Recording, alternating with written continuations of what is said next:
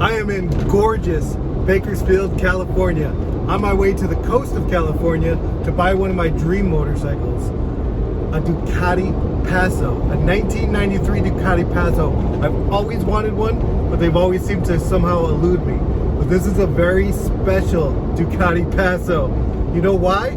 Because it comes with a 1988 Ducati Passo. Yeah, 2 Ducati Passos. I haven't seen any pictures of the 88, and I've barely seen pictures of the 93. So I'm definitely worried. I hope it's not a bus trip from Las Vegas. Wish me luck. I'm hoping for the best. I'm on my way. There's my empty trailer back there. Hoping to fill it up.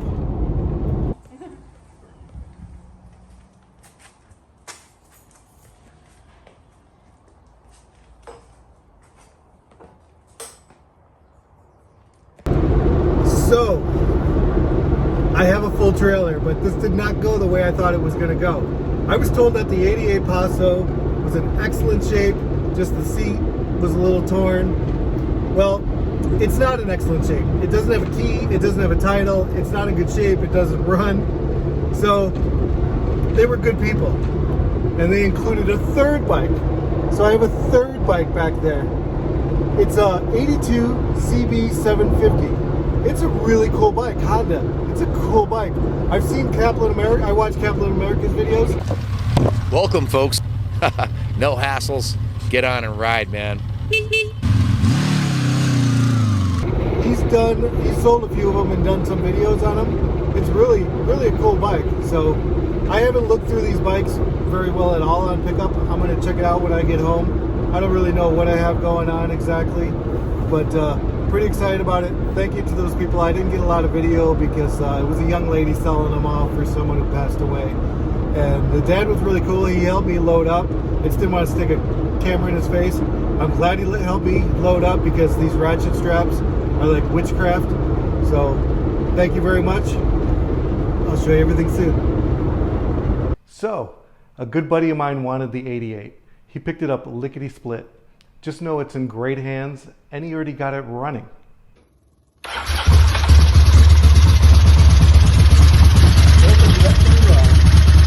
My man Vince picked up the 93. That's the bike I planned on keeping all along. Vince is an awesome Ducati mechanic and collector. First of all, we're going to see how old the tires are on this thing. We're gonna replace fluids. If there's no fluids, obviously we're going to add fluids, brakes, clutch. We're going to do the belt service on this thing. We're just going to go through the whole bike, the fuel tank area, and tune it, get it running, and get it where it's safe to ride. Safe to ride, sounds good. I am really looking forward to it. This is my first Ducati, and I know you're stacked with a huge group of Ducatis at home. I have a few. And hopefully we're going to do a tour of that someday. I'm looking forward to that. Sure, absolutely. While Vince worked on the Ducati, I brought the Nighthawk over to William's house. Just for evaluation, I wanted to know if it could run. That afternoon, William had it running. This bike, 2014, last time it was on the road, I don't even know last time it ran. My buddy William Adler. He started? Yeah. This is your bike, man. This is about after an hour of work. It looks like we're actually going to be starting this thing. Yeah. So let's give it a shot.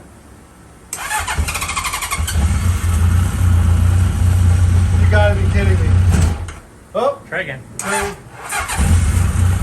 It's idling. 1500. Oh my God. That way, you made this look easy. Nighthawk.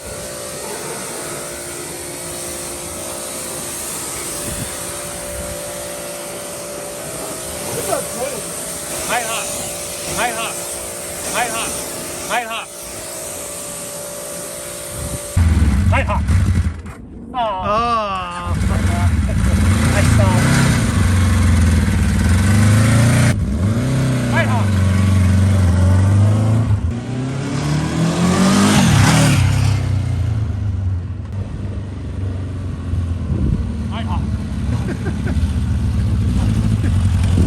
After William got the Nighthawk finished, he gifted me with a drag race between one of his H2s and his CBX.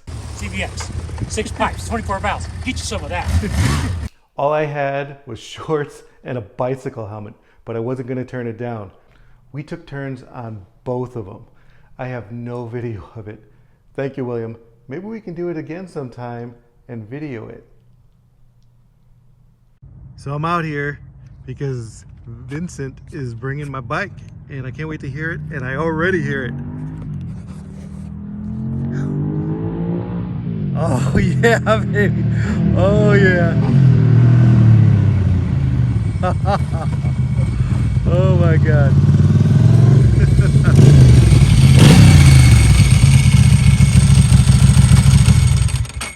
Oh my God, that sounds so good. Yeah, it's definitely got the classic sound. It's so Ducati sound. I've always wanted that sound. Oh man. Everything runs great on it now. The only thing I recommend is, get some new tires down the road if you decide to keep it and stuff. I'm definitely gonna need new tires. We went through the whole thing, so the bike's good. My man. So when I got into the bike, simple thing, I put fuel in it, just to see if it starts. Put fuel in it and just dump fuel all over the floor. So went into a little further, pulled the tank out. It turned out to be the fuel regulator, the diaphragm inside it. It's no good. So instead of it pressurizing, it went through the nipple for the vacuum that goes right into the throttle bodies, and then it just dumped fuel and flooded the engine completely and overflowed. So we replaced that. We also had to replace the injectors because it wasn't even clicking electronically, and then we rebuilt the throttle bodies. The super expensive injectors. Yeah, but we got it refurbished. The refurbished ones which work. Beautiful. So, which is nice. I thank you very much. I'm lucky to have a guy that's as knowledgeable as you to work on this. It's my pleasure. Seriously. Thank you for letting me work on it. No, my pleasure. Thank you. After I enjoyed staring at my bike for a bit, it was time to go for a ride.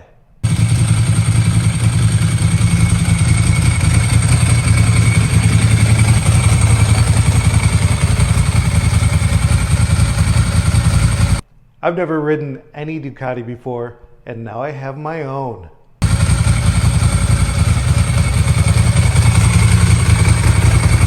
Just listen to this thing.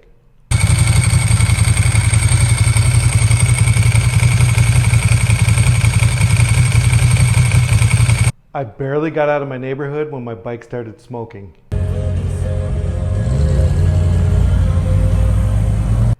And then it started to smoke a lot more.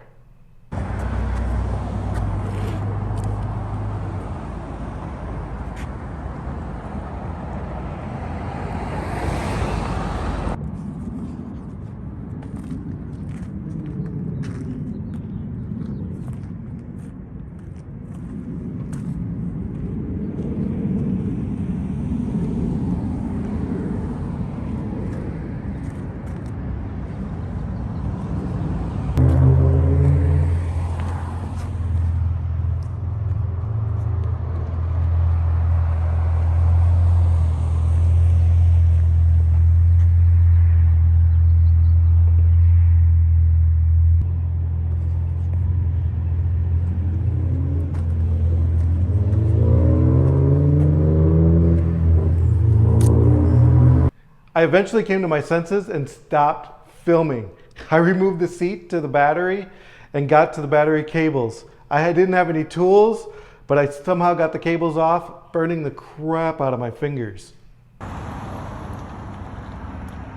And the smoke still didn't stop, not for a long time.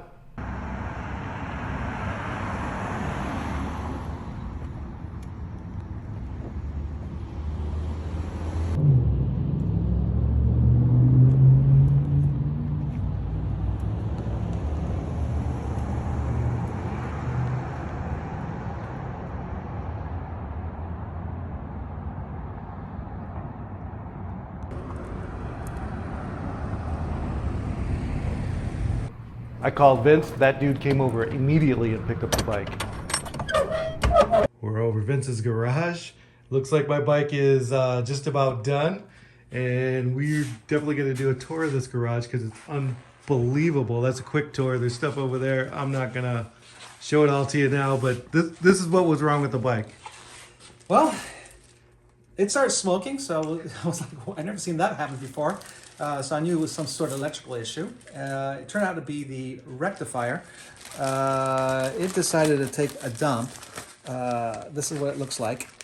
Lots and lots of smoke. Yeah, it started melting everywhere, and then you have that really electrical burnt smell in it. I still smell like that. What was that, 2 weeks ago? I still have that smell embedded into my skin. Oh God, it's awful, that smell. And so we're trying to isolate exactly what caused it, and it just looks like a failure of the rectifier. We've never seen anything like that before, where it looks like a diode or diodes decided to malfunction and short circuit at the same time.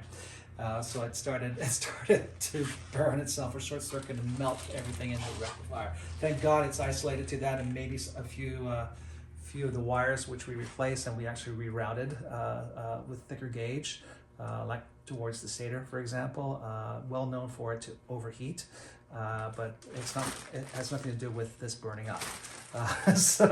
Anyway, it's been replaced. Everything works great. Brand new Rick's rectifier. So you took it for a ride. Yeah. How far did you go? I just rode it like 24 miles, according to the odometer. So that's 24 miles more than me. Actually, probably 23 miles more than me. I've just ridden it in my neighborhood, and we got that smoke as soon as I rode out of my neighborhood. Yeah, so. I was in shock when I saw that. I was like, my stomach dropped. I was like, is this something I did wrong here, or what happened here? No, of course not. It's something completely isolated. Hopefully, there's nothing else. Everything else looks good. Electrical is kind of hard to tell you if it's going to go bad or not. They're sealed components, unfortunately. Well, this weekend we're going to find out, because I'm going to put miles on it this weekend. I'm looking forward to it. Yeah, definitely have fun with it. I actually had fun. I actually started looking for one for myself. Really? Yeah. I'm always looking, so I'll find you something. I found one for sale. Really? Yeah, over in San Diego. Well, we'll talk about that. Thank you so much for fixing You're my welcome, bike, man. Absolutely. The wife used to ride 20 years ago. I thought maybe she'd get her feet wet again with the Nighthawk. She had zero interest in the Nighthawk. Nighthawk! So I sold it to a new friend in northern Nevada. Good to meet you, Jack. Ride safe, buddy. See you now. Take care. Drive safe. Thank you. I used the money from the Nighthawk to help buy the same bike my wife had 20 years ago. She's doing a little cruising now. So, here we are. My Paso. Oh, and for the record, I realize this bike is called the 907IE, Injezione Elettronica. Yes, my Italian's horrible. I know there's a guy out there who's screaming at his screen watching this. Dude, I know it's not called a Paso. 907IE.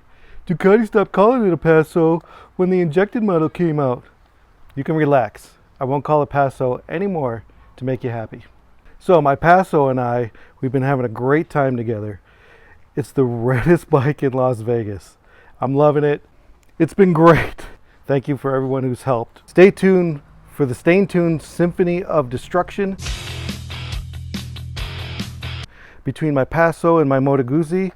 Also, a comparison video with my Testarossa. The Paso is definitely the Testarossa of motorcycles. Stay tuned. Thank you very much.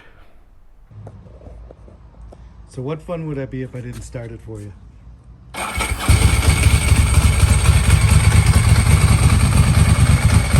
And give you a little rest.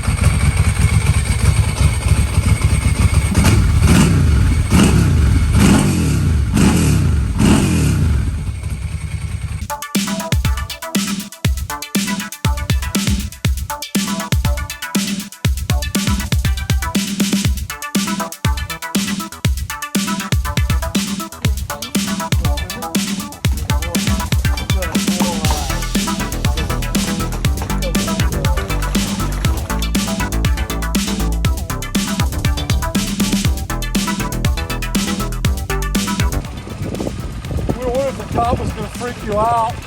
I'm only freaked out because I don't have my helmet. I'm like, really? You can't do anything. This is There's cops in our neighborhood. it's private property. The one time you're riding. Yeah. Nighthawk! Nighthawk! Yeah, okay.